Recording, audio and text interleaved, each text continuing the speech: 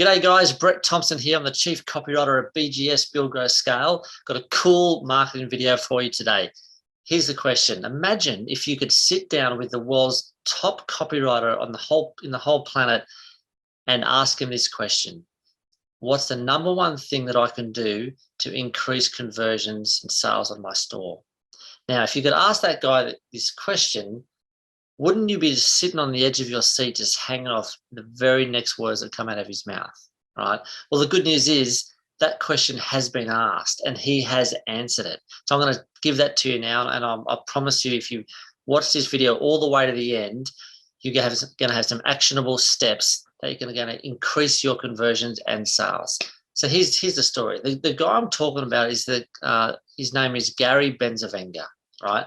Arguably one of the most top copywriters who's ever lived. Now, the reason why he wears that badge is because in the copywriting world, the higher end copywriting world, they measure your success by how many controls you have. A control is if you work with a company and they've got a big mailing list and you put a campaign together and that beats the existing control from another copywriter, then you'll get some royalties from it, right? So at the peak of his career, just before he retired, legend has it that he had more controls, meaning he had more residual revenue streams from so many working campaigns than anyone else, right? So anyway, Gary was asked this: if he had to choose one thing to increase conversions across any marketing, what would it be? And his answer, without batting an eyelid, was he'd add more proof, right? Now, let me tell you why this is so important, right? So let me kind of backpedal a little bit and say this. See, it's often known in the copywriting world that people won't buy from you if they don't trust you, or people won't buy from you if they don't believe you, right? So if trust and belief are the two narrow toll gates that people have to pass before they whip out their credit card and buy from you, doesn't it make sense that you have to prioritize trust and belief elements that are going to evoke trust and belief, right? Now, unfortunately, in the e-commerce world, people are so eager. They fall in love with their product and they're passionate about it. They think all they need to do is find a product that they think is cool, throw it up online and just wait for the cash register to ring. But no. That's there's a lot more complicated than that. People need to know that they can trust you and believe you, right? And proof. The reason why proof is so valuable, this is what Gary said, is because it's one of the most rarest minerals out there, just like gold is one of the rarest minerals out there because of its rare qualities.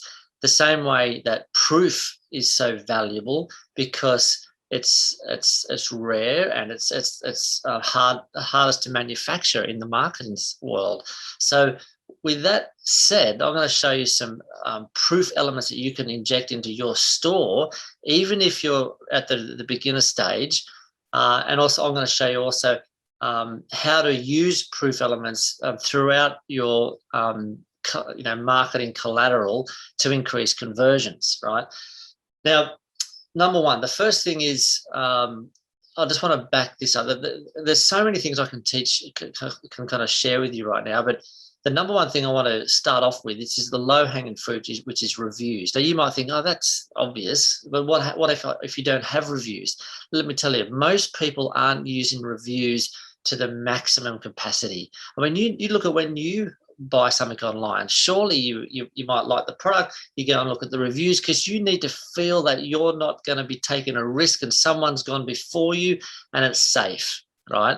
So with that psychology is a very crucial part of psychology. In fact, most people, you can do everything right, but if you haven't made the proof elements front and center and easy to see, then you're just starting off in the wrong foot, right?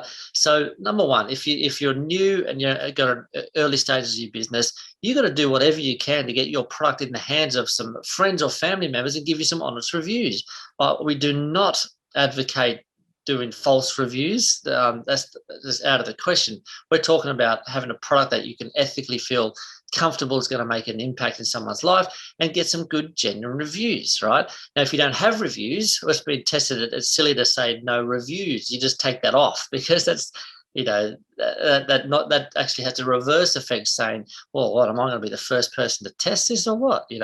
So do whatever you can to get some reviews, and then I'm going to show you how to repurpose it. Now, just as a just to back this up with some proof, if you don't already know this, BGS, we have worked with multiple brands, a lot of them doing $1 million months, some up to 4 million. In fact, there's one store that one of our revenue optimization experts, Casey's, working on. I'm pretty sure, I could be wrong, but they were doing close to $4 million a month, right? He did a split test where he split tested a benefit headline versus saying that they had 5,000 reviews. Now, so I'll put it again, say it again. The test was, here's a benefit headline, like saying, here's why you want this, here's the benefits of it. And the other test was, we have 5,000 reviews. Now, it's no surprise to me, but the one that the test that won was the one that had 5,000 reviews. That's how much weight good social proof has on your store, right?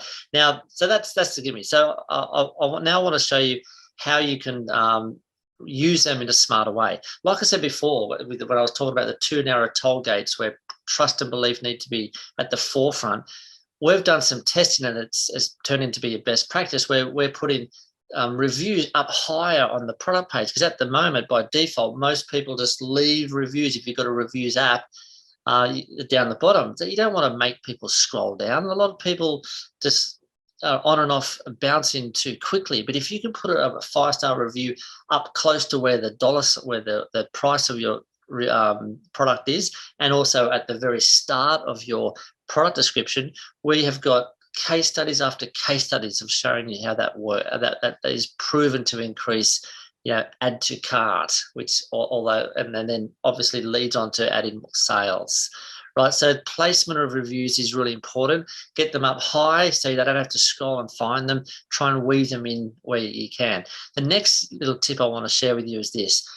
If you're going to make a statement, here's the thing, and I learned this from a guy by the name of Dan Kennedy. Statements can be challenged, but stories are believed, right? Statements can be challenged and stories are believed. So if you're going to make a statement about how awesome your product is, or about a certain element of your product, if you just keep on making statements, they're going to say, oh yeah, everyone's saying this. But so you're creating like an open loop of doubt in someone's mind. If you're going to make a statement, the very next line underneath should be a review that backs up what you just claimed. Okay, so you can repurpose reviews to back up certain statements in your product descriptions. Okay, very, very powerful. And it kind of closes the loop. So it's not just you saying how awesome your product is in certain areas, but someone's instantly backing it up, and then you can go to the next kind of benefit or feature of your business, of your product description. Now you can take this over onto email as well. There's multiple ways where you can add proof elements. You can obviously, your ads, weave reviews in there as much as you can. In some industries you can't, but anyway, but weave them into your ad, weave them into your emails. In fact, you can have a review which is a standalone story email just with a review, and unpack it. Reach out to someone who's got a given review, jump on the phone, interview them. I'm telling you guys, like, you got to try and drench as much out of you can out of this, because proof just carries so much weight in conversion, right? And the other one is, if you're doing videos, videos are great as well, but make sure you just back up all your claims with proof as well. So there you go. There's so much more I can talk to you about proof. In fact, I'm going to have to break this up into multiple different videos, because there's multiple proof elements that you can weave in your store that I'm going to share in future videos. But for now, there's some quick wins for you. So I encourage you to go and implement them as quick as you can. And the consequences of not doing that is you'll simply suffer poor conversions. So anyway, hopefully one day we'll have a chat to you about your store. If you want to get a strategy session, make sure you duck over to workwithbgs.com. We'd love to hear your story, and we'll point you in the right direction, whether it be free content or working with us in a closer way. Either way, we're here to help. We'll see you on another video. Bye for now.